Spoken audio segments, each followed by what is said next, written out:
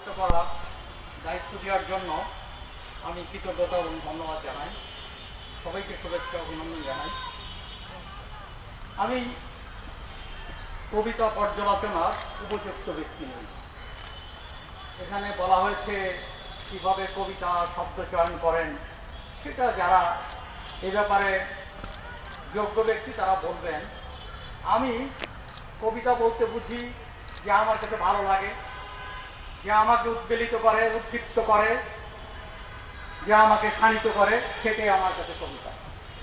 এবং সেই মোটা বিচারে আমি কবিতাগুলোকে দেখি এবং সেই বিচারে যারা কবিতা পড়েছেন অনেকের অনেকগুলো চরণ আমাকে স্পর্শ করেছে, আন্দোলিত করেছে, ভালো লেগেছে।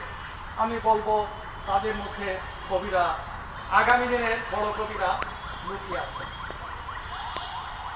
আমি নতুন করে রবীন্দ্রনাথ, নজরুল, জীবনানন্দকে খুঁজতে চাই না, তবে কমপক্ষে আজকের কবিদের মাঝ থেকে বাংলাদেশের কয়েকশো কবি কিংবা হাজারো কবির মাঝ থেকে একজন শামসুর রহমান, একজন আল মাহমুদ কিংবা আর একজন বড় কবি তারা এগিয়ে আবির্ভূত হবেন, এমনটা আমরা প্রত্যাশা করতে পারি।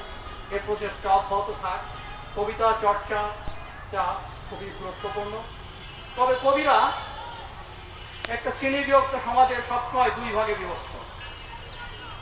কেউ বা শাসকের পক্ষে কবিতা লেখে, কেউ বা শাসকের পক্ষাবলম্বন করে। তো আমরা কেউ বা শোষকের পক্ষাবলম্বন করে, কেউ বা শোষিতের পক্ষে কলম ধরে। এইটা একটা রেওয়াজ। আমরা যদি ব্রিটিশ ভারতেও লক্ষ্য করি, যে যখন তার আগেও যদি আমরা মুঘল দরবার কিংবা অন্য দরবারে লক্ষ্য করি, সেখানে রাজকবি বলে একটা শব্দ ছিলেন। তারা রাজার দরবারে রাজার ভাতা খেয়ে তারা কবিতা লিখতেন, রাজার গুণবন্দনা করতেন। ব্রিটিশ ভারতে আমরা দেখি একটু উল্টো ব্যাপার, সেখানে রাজকবি ছিল না, কিন্তু রাজার বন্দনা গাওয়ার লোকের কোনো অভাব ছিল না।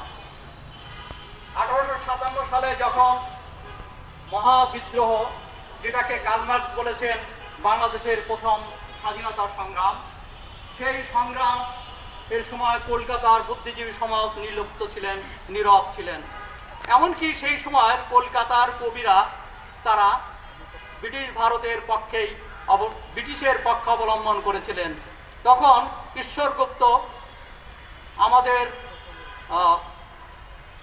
আন্দোলনে অংশগ্রহণকারীদের কটাক্ষ করেছিলেন, ঝাঁসি রানীকে মাগি এবং খাগি বলে গালি দিয়েছিলেন, গালি দিয়ে কবিতা লিখেছিলেন। এটি হচ্ছে নিয়ম। আমরা যদি মনে করি তার 18 বছর পরে কলকাতাতে ব্রিটিশ প্রিন্স এলেন, তো ব্রিটিশ প্রিন্স আসার পর আমরা কি দেখলাম, যে হেমচন্দ্র, নবীনচন্দ্র সবাই প্রিন্সকে পেয়ে উচ্ছ্বাসে উন্মত্ত হয়ে উঠলেন। কেউ লিখলেন ভারত ভিক্ষা, কেউ লিখলেন ভারত উচ্ছ্বাস। তখন একজন কিশোর, 14 বছরের কিশোর, তিনি লিখলেন, ওরা যে গান গায় গাক, আমরাও গান গাইব না, আমরা ভিন্ন সুরে কথা বলবো। তিনি হচ্ছেন রবীন্দ্রনাথ। আমরা লক্ষ্য করি যে ব্রিটিশ ভারতে তো জনগণের পক্ষে কথা বলতে গিয়ে নজরুল কারারুদ্ধ হয়েছেন, নির্যাতিত হয়েছেন। সুকান্ত কবিতা লিখেছেন, শোষণ বঞ্চনার মুক্তি চেয়েছেন। অনেকে বলেছেন নজরুলের কবিতা, এটা তো কবিতা হয় না, এটা হচ্ছে স্লোগান, এটা সময়ে এটা মারা যাবে, সময়ের এটা শুকিয়ে যাবে। নজরুল বলেছেন যে আমি ভবিষ্যতের কবি নই, আমি বর্তমানের কবি। কবিতাটা আমার মনে থাকে না, আমি ভবিষ্যতের নই নবী, বর্তমানের আমি ভাই কবি। এখন হচ্ছে উনি বর্তমানের কবি ছিলেন, উনি সময়ের কবি, সময়ের কথা প্রতিধ্বনিত করেছেন। তারপরে 100 বছর পেরিয়ে গেল, নজরুল কিন্তু বেঁচে আছেন এবং আমার মনে হয় আগামী আরো 100 বছর পরে নজরুল বেঁচে থাকবে। এটাই হচ্ছে কবি, অর্থাৎ জনগণের পক্ষ অবলম্বন করে। তো আমরা যদি দেখি যে বাংলাদেশের প্রেক্ষাপটে একটু মিলাই, বাংলাদেশে সম্ভবত 1987 সালের ঘটনা, সেখানে জেনারেল হোসেন মোহাম্মদ এরশাদ ক্ষমতায় আছেন।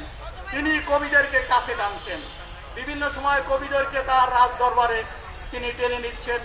একে একে অনেক কবিকে নিয়ে তিনি সম্মতি নিয়ে তিনি একটা কবি সম্মেলনের আয়োজন করলেন। তখন আমি রাজনীতি কর্মী মোহন ছাত্র আন্দোলনের কর্মী, মোহনের সঙ্গে দেখা হলো, মোহন ক্ষুব্ধ। বিক্ষুব্ধ মোহন তার কিছু কতিপয় বন্ধুকে নিয়ে তারা শামসুর রহমানের পথ আগলে ধরলেন। শামসুর রহমানকে গণভবনে যেতে দিলেন না, বরং সামনে এনে তারা কবিতা পরিষদ গঠন করলেন। এবং সেটা একটা ইতিহাস। সেই ইতিহাস তো আমার মনে হয় এখন যারা আছেন অনেকেই জানেন না, কিন্তু আমার চোখের সামনে সেটা ভাসছে। এমনই একটা ইতিহাস সেদিন তৈরি হয়েছিল। কিন্তু দুর্ভাগ্যজনকভাবে এই কবিতা পরিষদ ও কিন্তু শুধু কবিরা নয়, সমস্ত কবিতা পরিষদই তখন সরকারের পৃষ্ঠপোষকতায় চলে যায় এবং দেশকানা দলকানা ব্যক্তিরা দলদাসরা তারা কবিতা পরিষদ দখল করে এবং সরকারের তারাও চাটুকারিতা অবলম্বন করে। এবং আমরা গত 16 বছরে দেখেছি কেবল